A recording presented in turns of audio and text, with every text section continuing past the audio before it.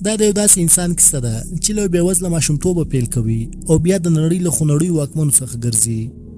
دا د اډولف هټلر داستان ده، یو زوړ پینټر، یو سیاستمدار او یو جنگي مجرم. هټلر د جرمني د نازي ګوند مشر وو او د دوهمې نړیوالې جګړې لامل شو، خو د هغه ژوند ډېرې ژورې او په زړه پورې پیښې لري. نو راځي چې له پیل نه ژوند ته یو نظر واچو. د هټلر د پلار نوم اډولف هټلر او مور یې کلارا هټلر نومېده. میرمن یې ایوا برون وه. مورنۍ ژبه یې آسټریایي جرمن وه. وفاداره جرمن امپراتوري ته وو. ډله یې نازي ګوند وه.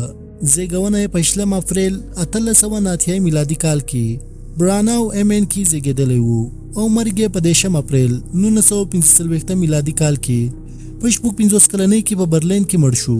هټلر په 20 اپریل 1889 میلادي کال کې د آسټریا په مجارستان ښار براناو امین کې په ګسو زمپور نامه هوټل کې زیږېدلی وو چې د سالیس برګر ورسټارټ په 15 کې وو. دا ښار باوریا نومېدو چې د جرمني ګاونډی ښار وو. د هټلر مور کلارا هټلر د اډولف هټلر درېیمه میرمن وه. هټلر په 6 خویندو او وروڼو کې 4 نمبر وو. د هټلر په غټو خویندو او وروڼو کې ګوستاو، ایدا او اوټو په وړوکوالي کې مړه شوي وو. د هټلر یو وړوکی خور پاولا هټلر خالي در ځواني ورسېده. کله چې هټلر 3 کلن شو نو کورنۍ د جرمني پاساو ښار ته کډه وکړه. له همدې امله د هټلر تلفظ د اتریشي جرمن په ځای لویر باورین وو. په 1894 میلادي کال کې د هټلر کورنۍ د لیوډینګ لینس ښار ته نږدې کډه شوه او د 1895 کال د جون په میاشت کې د هټلر پلار د ریټایر کېدو یعنی له تقاعد کېدو وروسته بلپلیډ لمبیک ته نږدې په یو ځمکه کې د مچیو پالنه پیل کړه. همدلته هټلر د فیشلهیم ښار سره نږدې په یو دولتي ښوونځي کې زده کړې کولې. د هټلر د پلار د انځورونو یو کتاب و چې 1870 او 1871 د فرانس او جرمن جګړې پر بنسټ جوړ شوی و. د هټلر فامیل د جنگ او جدل خواته پاړولو کې مهم رول ولوباوه. هټلر به د هلفیټ په ښار کې د ښوونځي له سختو قوانینو نه سرغړونه کوله. نو له همدې کبله د هټلر او د هټلر د پلار په منځ کې سخت اختلافات رامنځته شول. دا رقم د هټلر د پلار کاروبار په هلفیټ ښار کې بریالی نه شو او په 1890 کال کې دا کورنۍ لمبیک ته کډه شوه. په دې وخت کې هټلر د موسیقي سره ډېره مینه پیدا کړې وه او د کلیسا په سرود ویونکو ډلې کې به یې سندرې ویلې. تر دې حده چې د پادري کېدو سوچ هم کړی وو. خو په 1899 کال کې د هټلر کورنۍ په دایمي توګه بیرته لیوډینګ لینس ته کډه شوه او په 1900 میلادي کال کې د هټلر وړوکی ورور ایډمنډ د شري ناروغي له امله مړ شو چې دې پیښې د هټلر په ژوند ډېر ژور اغېز وکړو او دا رقم هټلر د یو بااعتماده او زړور انسان نه یو خاموشه او خفه او ژر غوسه کېدونکي شخصیت ته واوښت چې په خبره به د پلار او ښوونکو سره لفظي شخړې کولې. په دغه وخت کې د هټلر پلار اډولف هټلر د ګمرک په یو دفتر کې ښه او باثباته کار پیدا کړی وو او غوښتل یې چې خپل زوی هټلر هم په خپل نقش او قدم باندې روان کړي. خو هټلر په خپل یو کیسه کې دا یادونه کوي چې مې پلار دغه ګمرک دفتر ته بوتلم خو هلته یو اختلاف پیښ شو چې زما او د پلار په منځ کې یې داسې واټن جوړ کړو چې بیا هېڅکله ختم نه شو. هټلر خپله دا کیسه په خپل یو کتاب ماین کام کې یعنی زما مبارزه کې داسې لیکي چې د پلار دا پریکړه ونه منله او قصدن یې زده کړو ته پام ونه کړو. هټلر دا فکر کو که چېرته ناکامه شي نو شاید پلار یې پرېږدي چې خپل ارمان پوره کړي یعنی انځورګر شي. د نورو آسټریان جرمن نژاد د خلکو په څېر هټلر هم له ماشومتوبه د جرمن کومپرستي احساسات درلودل. کله به چې هټلر له خپلو ملګرو سره یوځای کېدو نو د آسټریا د رسمي سرود په ځای به یې د جرمني ترانه ډیشیلاند لیډ ویله او د آسټریان سلام په ځای به یې هیل وایو. دا رقم په 3 جنوري 1903 میلادي کال کې د هټلر پلار اډولف هټلر مړ شو. د پلار د مرګ وروسته د هټلر تعلیم نور خراب شو. بالاخره د هټلر مور کلارا هټلر خپل زوی ته د خپلې خوښې تعلیم زده کولو اجازه ورکړه. دا رقم هټلر د 1904 کال په سپټمبر میاشت کې د رایلو شول ښوونځي ته داخل شو چې د سټیر په ښار کې وو. په 1905 کال کې هټلر خپل زده کړې پای ته ورسولې خو نه د نور زده کړو پلان درلود او نه د کار کولو اراده وه. په 1905 کال کې هټلر د ویانا ښار ته لاړو او هلته د بوهیمین یعنی بې نظمه آزاده او بې پروا ژوند پیل کړو. دغه وخت لګښتونه مور د یتیمانو د مرستې له فنډ نه پوره کولو. هټلر به کله ناکله مزدوري هم کوله خو بالاخره دا پریکړه وکړه چې له انځورګرۍ نه ځان ته روزي پیدا کړي او دا رقم یې د اوبو رنګ انځورونه یعنی ابرنګ فلورل پیل کړل. خو د ویانا د هنرونو اکیډمي هټلر 2 ځله رد کړو یا واره په 1909 کې او بیا په 1908 کال کې رد کو. د اکاډمي مشر هټلر ته وویل چې ته باید معمار یعنی انجینر یا ودانیز طرح جوړ شې. د هنرونو اکاډمي لپاره د هټلر زده کړې کمزورې وې. د 1909 کال د دسمبر په 21مه نیټه د هټلر مور کلارا هټلر په 40 کلنۍ کې مړه شوه. د مور د وړینې وروسته هټلر در په دره شو او د ژوند نه یې سخت زړه مات سو او دې پیښې د هټلر په ژوند ډیر سخت اغیز وکړو او هټلر په سختو مشکلاتو کې راګیر شو. دویم ځل د فاین آرټس اکاډمي نه د ردېدو وروسته د هټلر ټولې پیسې ختمې شوې وې او په 1909 کال کې د بې سرپناه خلکو په یو کور کې اوسېدو او بیا په 1910 کال کې د مزدورانو او غریبانو لپاره جوړ شوی کور میلی ډیمانسټرای ته لاړو. په هغه وخت کې د ویانا ښار د مذهبي تعصب او نسل پرستی خاص مرکز و. د ویانا خلکو دا ویره لرله چې له ختیځو هیوادونو راغلي کډوال داسې نه ویانا ښار ونیسي. د ښار مشهور امیر یعنی ښاروال کارل لیوګر به د خلکو د یهودي ضد احساسات د خپل سیاست لپاره کارول. هټلر چې په سیمه ماریا بلف کې اوسېدو هلته هم یو مشر و چې چارج شونیرر نومېدو چې د جرمني د کومپالنې لپاره د یهودو حقیقت بیانو. دغه وخت اخبارونو هم د یهودو ضد مطالبه خپروله لکه ډیوشس ولکسبالټ چې هټلر به زیات لوستل. په هغه وخت کې به اخبارونو دا ویره خپروله چې یهودیان به مسیحیان تر پښو لاندې کړي. د دې ټولو خبرو له امله هټلر د مارټن لوتر نظریه خوښول پیل کړل. خو دا معلومول سخت چې هټلر کله د یهودو سره د کرکې او ضد فکر خپل کړی وو. هټلر په خپل کتاب ماین کام کې منلی چې د یهودیانو ضد فکر یې په ویانا کې خپل کړی وو. بلې خواته د هټلر نږدې ملګری اګسټ کوبیزک ویلي چې هټلر دا ډول احساسات له ویانا نه بلکې د لینز ښار نه د وتو نه مخکې درلودل. خو له دې سره سره یو شمېر سرچینې دا هم وایي چې هټلر په ویانا کې یو څو یهودي ملګري درلودل. خو یو مشهوره تاریخ پوه ریچارډ ډیوانس لیکي چې اوس ډېر تاریخ پوهان په دې متفق دي د هټلر یهودي ضد فکر د لومړۍ نړیوالې جګړې وروسته زیږېدلی و. هټلر ته په 1913 کال کې د خپل پلار د ملکیت یعنی د جایداد وروستۍ برخه ورسېده او له دې وروسته هټلر میونخ ته لاړو. تاریخ پوهان وایي چې دا قدم ځکه واخیست چې آسټریان پوځ ته د داخلېدو نه ځان خلاص کړي. په همدې کال کې هټلر میونخ یعنی جرمني ته لاړو او هلته یې د انځورونو فلورلو له لارې خپل ژوند پیل کړو.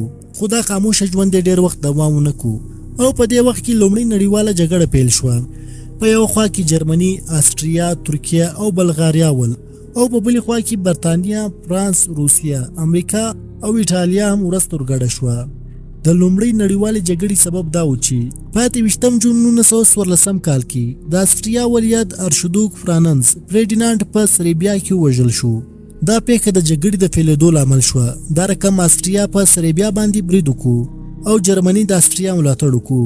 فرانس، روسیه او برتانیا د سربیا ملاتړ وکړو.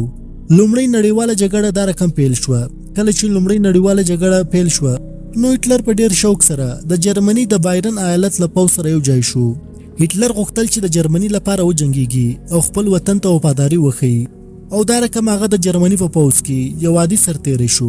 هټلر په پوځ کې ځانګړې رتبه نه درلوده او نه کوم داسې خاص مشري، خو هغه د مخامخ جنگ په ځای د ډسپیچ رنر یعنی د یوې پوستې نه بلې پوستې ته د پیغام وړونکي دنده ترسره کوله چې ډېره خطرناکه وظیفه یې وه چې د توپو، مرمیو او بمونو په منځ کې به یې د یو ځای نه بل ځای ته مهم اسناد رسول. هټلر د خپلو جګړو له کبله 2 ځله آیرن کراس میډالونه ترلاسه کړل چې یو یې 2مه درجه و او بل یې لومړۍ درجه و. دا میډالونه ډېر لږ او عادي سرتیرو ته ورکول کېدل، خو هټلر ته یې ځکه ورکړل چې هغه زړور و او هیڅکله د خپلې دندې نه شاته سوی نه و. خو د سویم په نوم یوه وینه بهیونکې جګړه کې هټلر ټپي شو او د کمې مودې لپاره د روغتون بستر ته اړ شو. په روغېدو سره بیرته د جګړې میدان ته راوګرځېد. لومړۍ نړیوالې جګړې 4 کاله دوام وکړو چې د 1914 نه بیا تر 1913 پورې وه. د جګړو په وروستیو کې د انګلیس لخوا په جرمن پوځ باندې زهرجن ګاز وغورځول شو چې په دې برید کې هټلر هم په عرضي ډول ړوند شو. په همدغه وخت کې چې هټلر بستر و د جرمني د تسلیمېدو خبرې واورېدو. د جرمني تسلیمېدل هټلر ته غم او غوسه وروسته. هټلر دا باور درلود چې د جرمني پوځ جګړه نه ده بایللې بلکې د کورني خیانتونو، یهودیان، کمونیستان او سیاستوال و چې د جرمني د تسلیمېدو سبب شول. د هټلر همدې فکر وروسته د نازي ایډیالوژي بنسټ کېښود. هټلر په خپل یادښتونو کې لیکي هغه شپه چې د جرمني د تسلیمېدو خبر مې واورېدو نو ما دا پرېکړه وکړه چې سیاست ته به ورننوځم ځکه چې زموږ هېواد نه د بهرنیو بلکې د خپلو خلکو له لاسه مات وخوړه د جرمني د ماتېدو سره سم د جرمني سترواکۍ یعنی امپراتوري هم پای ته ورسېده برطانیه امریکا او فرانس چې د اتحادي ځواکونو مشران ول جرمني یې ټوټې ټوټې کو او هر یوه برخه تر خپل واک لاندې راوسته پولینډ هم له جرمني نه جلا شو او د خپلواکۍ اعلان یې وکړو د ختیځ هغه افریقایي هیوادونه چې د جرمني د لاس لاندې وو هغه هم د اتحادیانو لاس ته ولوېدل او د جرمني پاچا کایزر ویلیم هم له ویرې هیواد پرېښود او وتښتېدو دا رقم د جرمني سلطنت یعنی پاچاهي هم پای ته ورسېده که څه جرمني جګړه بایللې وه خو د اتحادیانو د غچ اخیستلو اور لا نه و مړ او په جرمني باندې یې ښه درانه بندیزونه ولګول هغه ویل چې د جګړې په مال اتحادي هیوادو ته څومره مالی زیان رسېدلی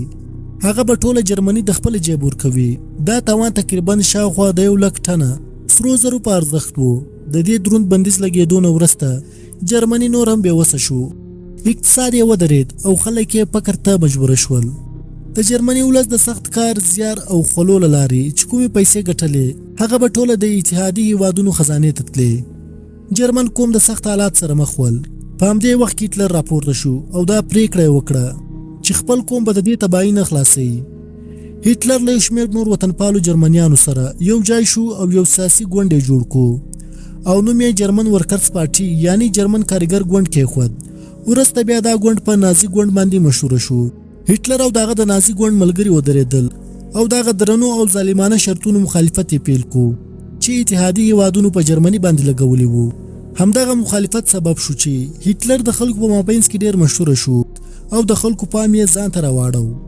هټلر دا عقیده درلوده چې جرمن نسل د نور نسلونو غوره ده هټلر به دا ویل چې جرمنیان د آریایي نسل نه دي او دا نسل د نړۍ تر ټولو پورته پاک او باعزته نسل ده د هټلر په فکر سره آریایي خلکو دا حق درلود چې د نورو خلکو په سر حاکمان شي خو تر دې وړاندې د هټلر لپاره دا اړینه وه چې په اروپا کې چیرته هم جرمنیان پراته دي یا چې پخوا د جرمني خاوره وه هغه ټوله بیرته سره یو ځای کړي او یو ستر جرمني جوړه کړي هټلر دا ادب درلودو چې یو قوي او ستر سلطنت جوړ کړي داسې سلطنت چې ټوله نړۍ پکې تر خپل واک لاندې راولي په همدې وخت کې هټلر ته معلومه شوه چې د جرمني ګاونډی هیواد ایټالیا کې یو بل ځواکمن مشر بنیټو موسولیني پاڅېدلی او د انقلاب له لارې یې حکومت ترلاسه کړی موسولیني په ایټالیا کې یو ځانګړی پوځي تنظیم جوړ کړی و د دې تنظیم غړو به تور کمیسونه اغوستل نو ځکه ورته بلیک شرټس ویل کېدل د دغو جنگي کسانو په مرسته موسولیني په ایټالیا باندې واکمن شو او ټول حکومت یې تر خپل واک لاندې راوستو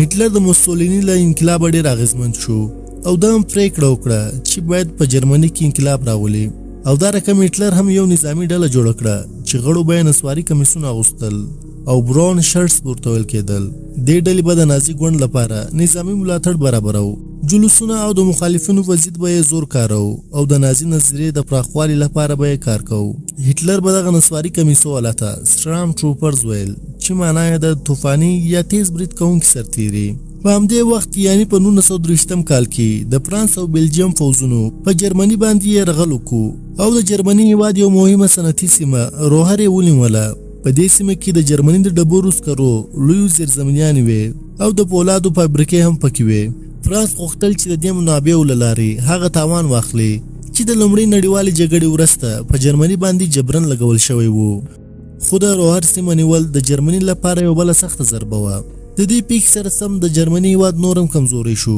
او اقتصاد یې ډېر لاندې راپرېوت جرمني کرنسي خپل ارزښت له لاسه ورکړو د پیسو ارزښت یې دومره راټیټ سو چې خلکو به د یوې ډوډۍ اخیستلو لپاره په لمنو پیسې وړلې په داسې سختو حالاتو کې هټلر سمه پرېکړه وکړه او ویل چې بس نور د انقلاب وخت را رسېدلی ده او د نومبر په میاشت 1923 کال کې له خپل پوځي ډلې براون شرټ سره په جرمني کې بغاوت وکړو هټلر د خپلو زرګونو پلویانو سره هڅه وکړه چې د جرمني ښار میونخ واک په خپل لاس کې واخلي خو په بدل کې د جرمني پولیسو د بغاوت په سختۍ سره وځپو او هټلر یې له خپلو ملګرو سره ونیو او په زندان کې واچو په هټلر باندې 15 کاله قید راوت او بغاوت یې ناکامه شو هټلر په زندان کې خپل یو کتاب ماین کیمپ یعنی زما مبارزه ولیکل چې وروسته بیا په 1925 کال کې خپور شو خو هټلر په دې 15 کلونو کې یوازې نه میاشت په زندان کې تېرې کړې او وروسته د زیات سیاسي فشار له امله حکومت مجبور شو چې هټلر له نورو سیاسي بندیانو سره خوشي کړي. هټلر چې کله له زندانه راووت نو د هغه شهرت په ټوله جرمني کې خپور شوی وو او د جرمني خلکو هټلر ته د یو تاسې کس په سترګه کتل چې کولی شي جرمني د ذلت، غربت او بربادۍ نه وژغوري. دا رقم د جرمني ماړه او پیسه‌داره خلک د هټلر ملاتړ ته راغلل او نازي ګوند ته مالی مرستې ورکول پیل کړې. په 1922 میلادي کال کې په جرمني کې انتخابات ترسره شول او د هټلر نازي ګوند په پارلمان کې ډېر اکثریت ترلاسه کړ. خو د جرمني ولسمشر هایډنبرګ ته هټلر یو خطرناک سړی ورمعلومېدو. هایډنبرګ دا باور درلود که هټلر ته واک ورکړل شي نو دا به د جرمني لپاره ډېره خطرناکه وي. نو ځکه یې نه غوښتل چې هټلر د جرمني هېواد چانسلر یعنی صدر اعظم کړي. خو خلکو به بیا هټلر ته رایه ورکوله او هر ځل به نازي ګوند مخکې راتو. بالاخره د ډېر فشار له امله هایډنبرګ مجبور شو او هټلر ته د صدر اعظم چوکۍ وروسپارله او د 1923 کال د جنوري په 23 نیټه هټلر د جرمني صدر اعظم شو. خو یو میاشت وروسته یعنی د فروری په میاشت کې د کمیونستي ډلې یو کس د جرمني پارلمان ته اور واچو. هټلر د دې پیښې نه سمه ګټه واخیسته او خلکو ته وویل چې کمیونستان د جرمني دښمنان دي او له همدې پیښې وروسته هټلر په کمیونستانو باندې بندیزونه ولګول، مشران یې ورونیول او ګوندونه یې ختم کړل. دې پیښې هټلر ته دا موقع ورکړه چې د خپلواکي مرکز نور هم قوي کړي. خالي دا نه هټلر د جرمني له پارلمان نه داسې اختیارات واخیستل چې ده ته یې د یو مطلق واکمن حیثیت ورکو او دا رقم هټلر نور سیاسي ګوندونه ختم کړل او یوازې خپل نازي ګوند پرېښود. هغه ورځپاڼې او اخبارونه یې بند کړل چې له هټلر سره مخالفت درلود او هغه کتابونه یې وسوځول چې د نازي فکر سره سمون نه درلود. خالي دا نه د خپل نازي ګوند دننه یې هغه خلک له منځه یوړل چې ده ته خطرناک ښکارېدل. د ده به یو مستقیم امر سره د 1924 کال د جون په 3 شپه شاوخوا 400 کسان چې د هټلر مخالف ول ووژل شول. دا پیښه د تاریخ په کتابونو کې د چړو اوږدې شپې په نوم بلل کیږي. هغه 400 کسان چې په یو شپه کې ووژل شول د نازي ګوند غړي هم پکې ول، یعنی هټلر خپل پخواني ملګري هم ونه بخل که څه د سره لږ مخالفت درلود. په دې شپه کې په پټه توګه یو له بل پسې خلک وژل کېدل او دا شپه د ویرې، وینو او وژنو شپه وه. له دې وروسته هټلر د خپل واک د پیاوړتیا لپاره یو خفیه یعنی پټه پولیس اداره هم جوړه کړه چې نوم یې ګیسټاپو پولیس و. د ګیسټاپو وظیفه دا وه چې باید هر هغه څوک پیدا کړي چې د هټلر مخالف وي. دوی به د هټلر مخالف نیول او زندان ته به یې اچول او شکنجه به یې ورکول او یا به په پټه توګه له منځه وړل. د ګیسټاپو پولیس بیر اخر دومره زیاته شوه چې خلکو ان په خپلو کورو کې د هټلر او د نازي ګوند په خلاف خبره نشوه کولی ځکه چې ممکنه و کوم ګاونډی راپور ورنکړي. دا رقم په 1924 کال کې د جرمني د زوړ ولسمشر هایډنبرګ له مرګ وروسته هټلر د ولسمشرۍ چوکۍ هم خپله کړه، یعنی هټلر هم صدر اعظم او هم ولسمشر شو. کله چې هټلر بشپړه واک ترلاسه کړو نو د جرمني ملت لپاره یې نوې هیلې پیدا کړې او د جرمني د خلکو لپاره یې جدي هڅونې وکړې. د بزګرانو لپاره یې پورونه او مالي اسانتیاوې رامنځته کړې او په جرمني هېواد کې ښوونځي، روغتونونه، سړکونه او نورې لوی پروژې پیل او بشپړه کړې. نړیوالو ته یې د جګړې تاوانونه ورکول بند کړل، یعنی هغه پیسې چې د لومړۍ نړیوالې جګړې وروسته له جرمني نه اخیستل کېدې. هټلر ځان او جرمنیونو راپورته کړو چې برتانیا، فرانس او نورو نړیوالو ځواکمنو هېوادونو د جرمني په پوځ لګول شوي بندیزونه لرې کړل او هټلر له دې موقع نه سمدلاسه استفاده وکړه او یو نوی پیاوړی او عصري پوځ یې جوړ کړو چې جرمني یې بیرته یو ځواکمن هېواد وګرځوو او هټلر د یو ستر جرمني جوړولو لپاره خپل پلان ته عملي بڼه ورکول پیل کړه. یعنی د غوښتل چې ټول هغه سیمې چې جرمنیان پکې اوسېږي یا بخوا د جرمني برخې وې بیرته یې سره یو ځای کړي. دا رقم هټلر په 1914 کال کې د مارچ په میاشت کې خپل پوځ ته امر ورکړو چې د فرانس سرحد ته نږدې سیمه راینلینډ ونیسئ. دا سیمه له جګړې وروسته بېوزلۍ شوې وه او نړیوالو بندیزونه په لګولي وو. خو هټلر د هغو بندیزونو هېڅ پروا ونه کړه او پوځ یې هلته ور داخل کو. د هټلر پوځ راینلینډ ونیو او دا د هټلر لپاره یوه لویه سیاسي بریا وه او دا سیمه تر نن ورځې پورې د جرمني برخه ده. له دې وروسته هټلر خپل تمرکز په اسټریا باندې راوګرځاوه. هټلر د خپلو پلویانو او سیاسي زور له لارې اسټریا پرته له جګړې د جرمني برخه کړه. دغه عمل ته انشولس وایي چې معنا یې د یو ځای کېدل. په درېیم پړاو کې هټلر خپل پام د چکوسلواکیا خواته واړو او د هغه هېواد ځینې برخې یې تر خپل واک لاندې راوستې، په ځانګړې توګه هغه سیمې چې د جرمني ژبې خلک پکې اوسېدل. خلک دا هم وایي چې هټلر د چکوسلواکیا ولسمشر ته دومره سختې ګواښنې ورکړې وې چې هغه د جګړې پرته له ویرې تسلیم شو. کله چې هټلر په خپل ګاونډي هیوادونو باندې د خپلواکۍ پراخوالي لړۍ روانه کړه نو پایله یې دا شوه چې د نړۍ تر ټولو ستره جګړه پیل شوه. د 1919 کال د سپټمبر په اوله نیټه هټلر خپل پوځونه پویلنډ ته ولېږل او په یو څو ورځو کې پویلنډ ونیو او د پویلنډ خلکو ته سخت تاوان ورواړو او هټلر د دې بریا سره د نړۍ سیاست وښورو. د دې برید په غبرګون کې برتانیا او فرانس راپورته شول او د جرمني په ضد یې د جګړې اعلان وکړو. د دې اعلان سره سم په رسمي توګه دویمه نړیواله جګړه پیل شوه. د جګړو په پیل کې هټلر ته پراخ بریاوې ور په برخه شوې او په ډیرو اروپایي هیوادونو یې قبضه وکړه لکه فرانس، ناروې، بیلجیم، هایلند، لوکزامبورګ، یونان، سربیا. د دې ټولو بریاو نه وروسته کله چې هټلر په برتانیا باندې یرغل کو نو دا پلان یې ناکامه شو. د هټلر دا پلان اپریشن سی لاین نومیدو چې هدف یې د سمندر له لارې برتانیا نیول وو، خو د برتانیا هوایي ځواکونو سخت مقاومت وکړو او دا یرغل یې بریالیتوب ته پرېنښود. هټلر د برتانیا د ماتولو لپاره خپل هوایي ځواکونه وکارول او په لندن باندې یې سخت بریدونه وکړل، خو د برتانیا فضایي ځواکونه چې برټش ایرفورس بلل کیږي سخت مقاومت یې وکړو او د جرمني الوتنې پرله پسې شنډې کړې. وروسته په 1941 میلادي کال کې هټلر د خپل پلان سره سم په روسیه باندې یرغل وکړو چې د دې عملیاتو نوم اپریشن باربروسا و. د دې برید په پیل کې د جرمني پوځ ډیر پرمختګ وکړو او د روسیې پلازمینې مسکو ته نږدې ورسېدل چې د جګړو په تاریخ کې یوه لویه پیښه وه، خو د روسیې سخت ژمی د جرمني پوځ لپاره یوه لویه ستونزه شوه. په 1943 کال کې جرمن ځواکونو د روسیې ستر ښار سټرالینګار د نیولو هڅه وکړه، خو بالاخره دا جګړه هټلر ته ډیره ګرانه تمامه شوه او روسیانو په بدل کې سخت ځواب ورکړو او ورو ورو یې د جرمني پوځ په شا کړو. په دې وخت کې په لویدیځ کې په فرانس باندې برتانیا او امریکا برید وکړو او د جرمنیانو د لاسه یې بیرته خلاص کړو.